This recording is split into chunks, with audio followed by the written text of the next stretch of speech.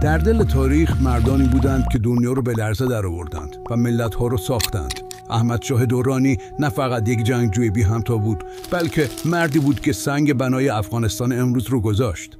اما چگونه یک یار وفادار نادرشاه به پادشاهی رسید و تاریخ رو رقم زد؟ داستان اون پر از قدرت، سیاست و افتخاره.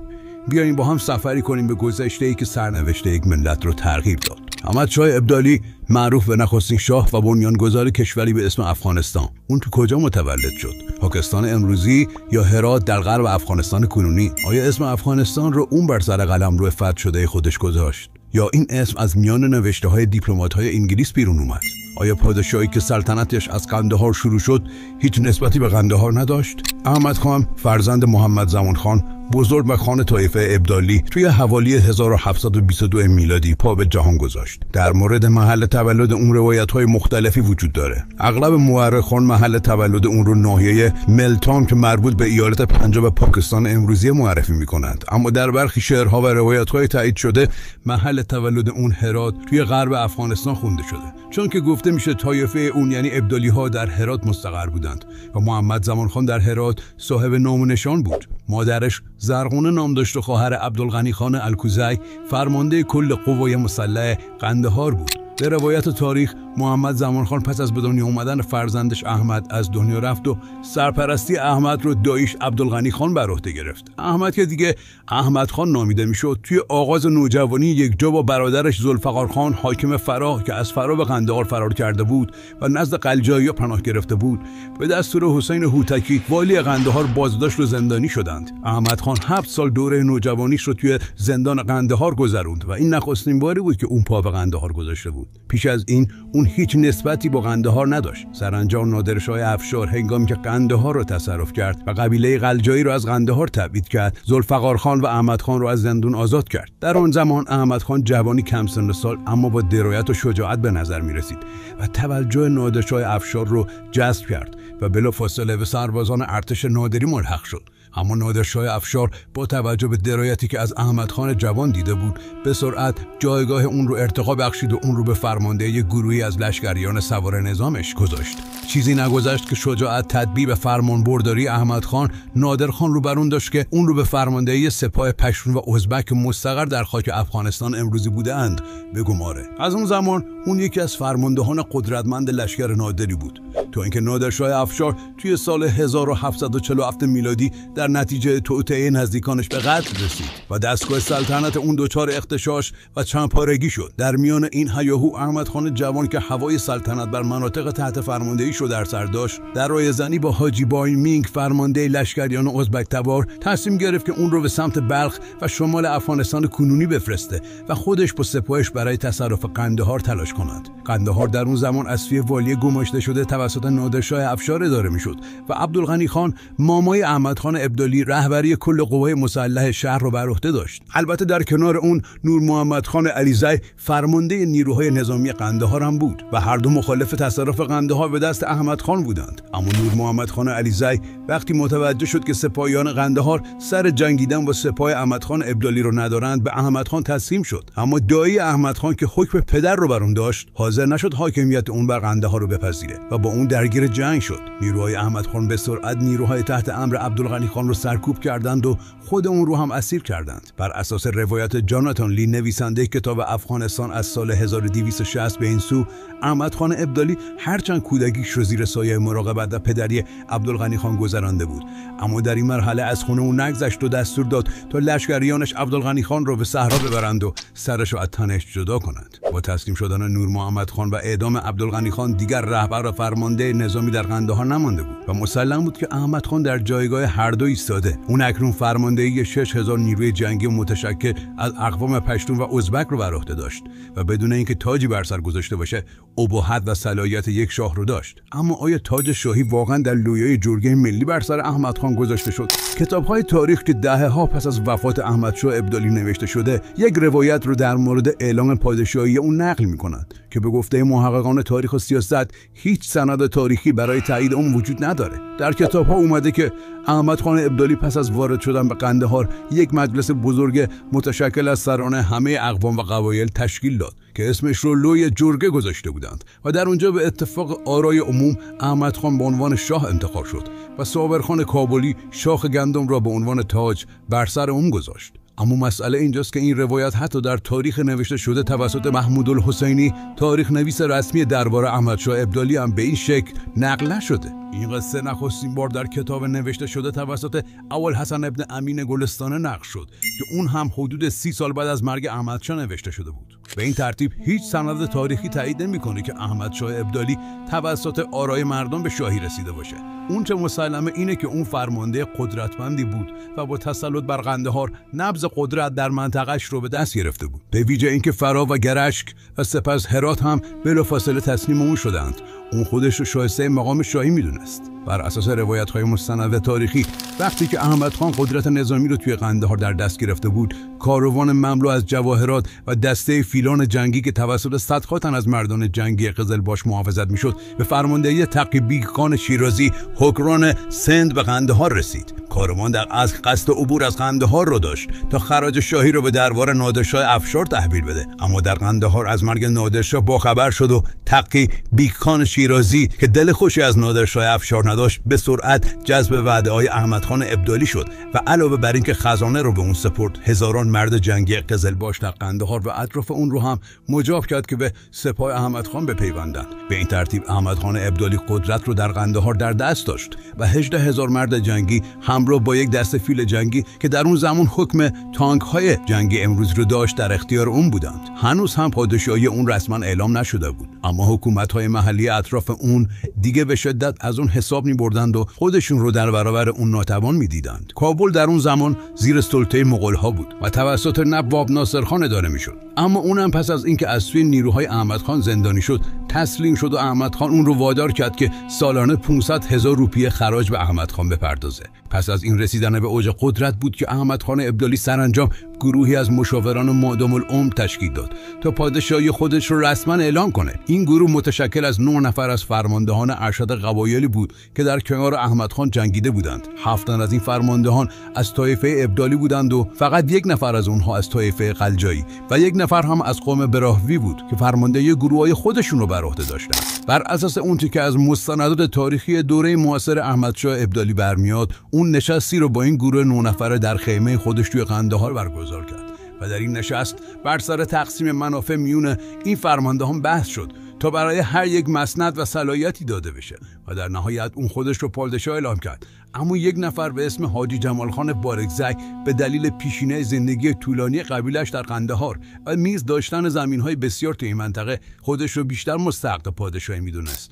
اما سرانجام پس از چند روز مشاجره توافق شد که احمد خان بر تخت پادشاهی بشینه و حاجی جمال خان بارکزی و نوادگانش برای همیشه پست وزیری رو داشته باشند. این روایت کاملا برخلاف افسانه تاجگذاری احمدشاه در زیارت شیرسرخ و در نتیجه برگزاری لوی جرگه است. محمود الحسینی تاریخ نویس دربار احمدشاه ابدالی می نویسه که پس از اینکه این فرماندهان با پادشاهی احمد خان توافق کردند، صابر کابلی روحانی نزدیک به احمد خان نماز به جا آورد و 1 ساقه از 1 گیاه سبز رو بر کلاه احمد خان نصب کرد و اون رو پادشاه اعلام کرد و این گونه بود که احمد خان ابدالی که هنوز کمتر از 30 سال سن داشت بر مسند پادشاهی بر سرزمین هایی که امروز بخشی از افغانستان حساب میشه تکیه زد، اما هنوز قلمروی اون اسمی نداشت و تا پایان سلطنت اونم این قلمرو بی‌نام موند. در ابتدای سلطنت احمدشاه ابدالی قلمرو اون تقریبا متشکل از 3 ولایت افغانستان مدرن امروز بود: قندهار، فراه و هلمند. هزاره‌های سنی ساکن بالا مرغاب،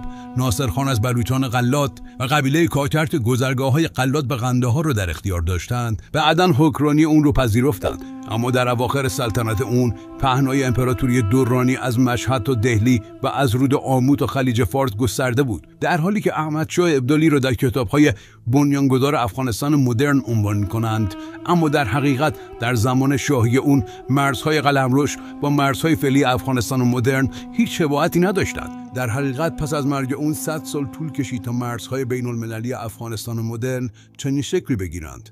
به هر حال احمدشاه ابدالی که بعدها احمدشاه درانی نامیده شد پادشاه مقتدری بود که به سرعت تونست دولت شهر کوچیکش رو به یک امپراتوری بزرگ تبدیل کنه. اون از سال 1748 یعنی در دومین سال سلطنتش آغاز به لشکرکشی به سمت هند کرد. اون نخست پیشاور رو تصرف کرد و بعدش هم به سمت پنجاب رفت.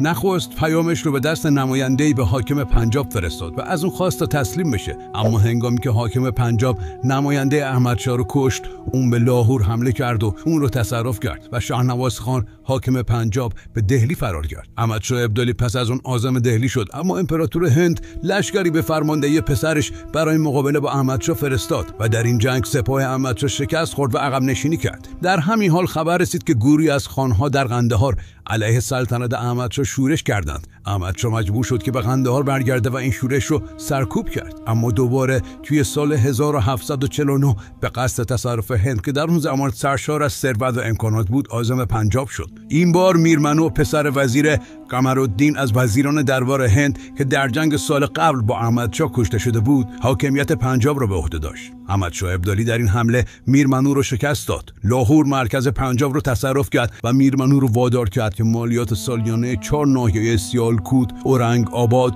گجرات و امریتسر رو به عنوان غرامت به قندهار بفرسته. اما چون میرمنو از ارسال مالیات خودداری کرد، احمدشاه 2 سال بعد دوباره در سال 1751 لاهور رو تصرف کرد. اون این بار افزون بر گرفتن مالیات مبلغی گزاف به عنوان پیشکش و غرامت از پنجاب گرفت و همچنین ملتان و کشمیر رو به قلمرو خودش اضافه کرد، ولی میرمنو رو در حکومت لاهور باقی گذاشت. در همین حال باخبر شد که برادرزادش لقمان خان با گروهی از سران پشتون پایتخت شاهی یعنی قندهار رو تسخیر کرده. احمدشاه ابدالی سپاهی برای سرکوب لقمان خان فرستاد و لقمان خان در این نبرد به قتل رسید و شورش سرکوب شد. احمدشاه دوباره به قندهار بازگشت، اما توی سال 1756 میلادی بود که عمادالملک وزیر امپراتوری گورکانی هند لاهور رو از چنگ میرمنو که اکنون تحت سلطنت احمدشاه حکمرانی میکرد خارج کرد. احمدشاه ابدالی با شنیدن این خبر یه بار دیگه روانه پنجاب شد. سپاه اون تونست لاهور رو از سپاه گورکانی پس بگیره، اما این بار لشکر احمدشاه دوباره به قندهار برنگشت،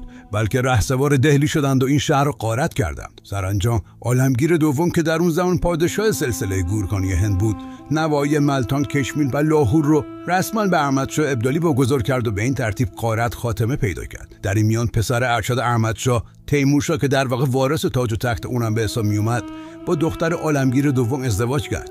احمدشاه ابدالی اون رو به حکومت لاهور گماشت و خودش هم برای سرکوب و غارت معابد هندوها رهسپار جنوب هند شد. پس از بازگشت احمدشاه درانی از هند، قوم مراته یا مرهته که سالها در حکومت مرکزی هند نفوذ بسیار داشتند، به دنبال تثبیت موضع خودشون توی دهلی بر اومدند. اونها به کمک سیک‌ها و عمادالملک وزیر گورکانی به لاهور حمله کردند و تیمورشاه پسر احمدشاه ابدالی رو از قدرت برکنار کردند. اون به کابل فرار کرد و این موضوع سبب خشم شدید احمدشاه شد که در نتیجه به جنگ خونین پانیپت انجامید. احمدشاه ابدالی در سال 1757 یه بار دیگه به سمت هند لشکر کشید و نخست لاهور رو تصرف کرد. سپس روانه دهلی شد و اونجا با فرار حاکم دهلی این شهر به دست نیروی احمدشاه افتاد. احمدشاه از اونجا برای سرکوب مراته‌ها به پانیپت که در نزدیک دهلی قرار داره لشکر کشید و در نبردی خونین در جنوری 1761 لشکر مراته‌ها را شکست داد و سراسر این شهر را غارت کرد. بر اساس روایت تاریخ نویسه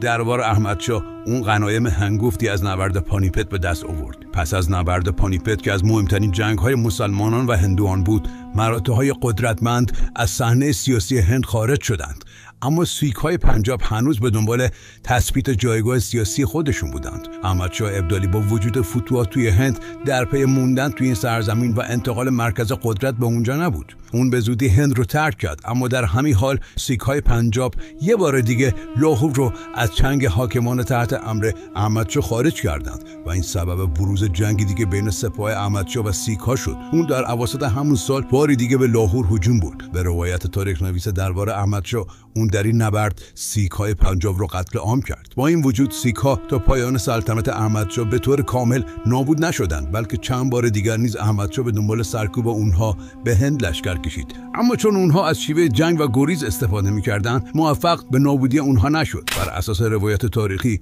احمدشاه ابدالی از سال 1747 تا 1769 دست کم 9 بار به هند لشکر کشید و شهرهای مختلف رو در قلمرو این کشور غارت کرد. لشکرکشی احمدشاه ابدالی به سمت ایران همزمان با تصرف شهرهای هند و سرزمین‌های شرقی تحت سلطه نادرشاه افشار، احمدشاه ابدالی به فکر تصرف سرزمین‌هایی که در اون زمان خراسان نامیده میشد هم بود.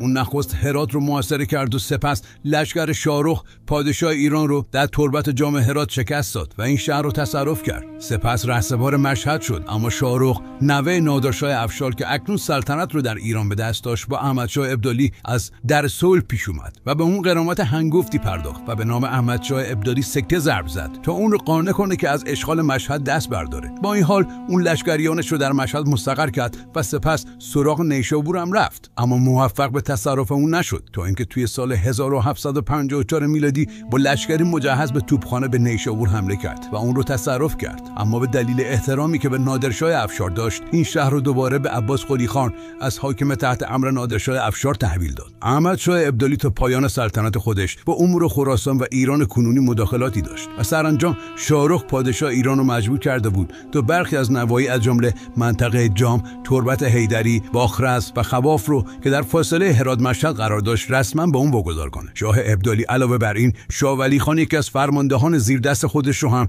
در رأس سپاهی به شمال هندوکش فرستاده بود تا نواحی شمالی افغانستان کنونی از جمله میمنه، شبرغان، بلخ، بدخشان و بامیان رو هم تسخیر کنه که این کار تا پایان سلطنت اون به اتمام رسید. احمدشاه ابدالی که در افغانستان امروز بیشتر لقب بابا رو به اون میدهند، در پایان لشکرکشیاش به خراسان دچار بیماری لاعلاج جذام شد و از اون به بعد از حضور در مجامع عمومی دوری میکرد. در اون زمان امور بیشتر از سوی پسرش تیمورشاه اداره میشد، اما مسلمه که اقتدار اون از نوع منحصر به فرد خودش بود و هیچ کس دیگه نمیتونست جاش رو پر کنه.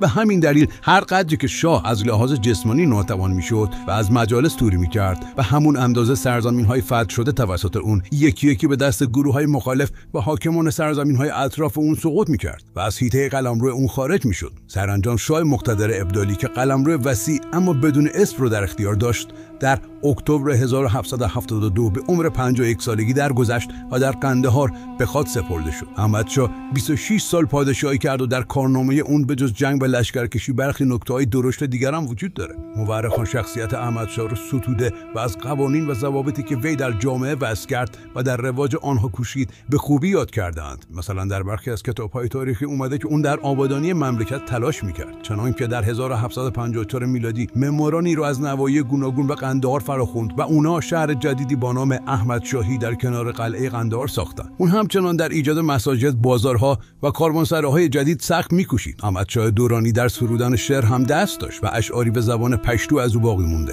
در مورد همسران احمدشاه دورانی اطلاعات زیادی مکتوب نشده. به روایتی اون 4 همسر داشت که یکی از اونها حضرت بیگم دختر محمدشاه مغول امپراتور هند بود، اما حضرت بیگم که 18 سال کوچکتر از احمدشاه سن داشت، مادر تیمورشاه فرزند ارشد احمدشاه و ولیعهد اون نیست، بلکه مادر تیمورشاه در واقع همسر نخستین احمدشاه بود که اطلاعاتی در مورد هویت اون وجود نداره. به هر حال از احمدشاه ابدالی 8 پسر برجا موند که پس از اون زمام امور مملکت رو بر دست گرفتند. هرچند پسران و نوادگان اون نتونستن قلمروهای فتح شده اون رو حفظ کنند و بر اثر اختلافات درون گروهی و برخی فاکتورهای دیگه باعث شکست اقتدار سلسله اون شدند. با این حال نام احمدشاه ابدالی یا دورانی با پسوند بابا و بنیانگذار افغانستان در ذهن عامه مردم افغانستان حک شد و افسانه‌هایی هم در مورد سلطنت اون در بین مردم شکل گرفت که حتی در نوشته‌های تاریخ نویسان هم نفوذ کردند. اما اونچه که مسلمه توانایی اون در ایجاد و توسعه یک امپراتوری در یک منطقه